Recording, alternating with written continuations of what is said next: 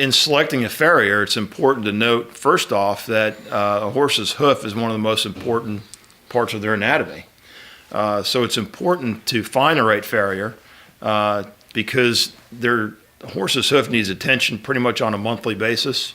A horse is shod or has new shoes or is trimmed really every 30 days, give or take a few days. If you let that go, then it could really cause some serious problems. So in selecting a farrier, we probably go back to where we were with a veterinarian, is if you're in a certain horse community, is talk to people, find out who they use. Make sure that that person can come out on a regular basis, once a month at least. And that's probably the best way to do it. And I think it's really important that you communicate your desires, what you're going to use the horse for. They understand.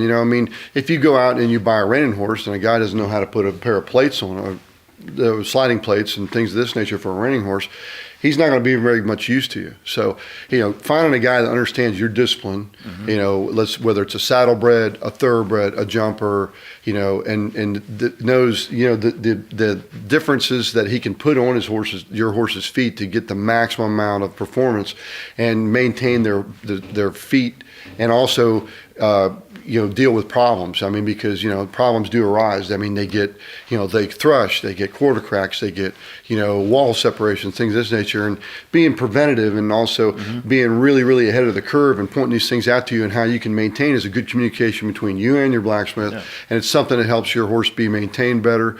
If you're having trouble with thrush, obviously your maintenance of your horse in the stall has not been the best. So he's got to point that out to you. He can't just come in and say, every 4 or 5 weeks, like, hey, get a little thrush here, let's clean it out. No, that's a maintenance problem. It's something you need to work with your blacksmith. He's going to point it out, and you've got to basically have something that a routine that helps clean this particular problem up. And some horses, in trail riding, some horses don't really need shoes all the time. No.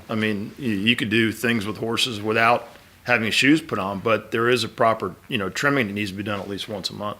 No, at least, yeah. And obviously during the winter, it's a little slower. They don't grow as much foot. During the summer, they grow more foot. But there are several disciplines that you can get away with not having the shoes on at all. Yeah.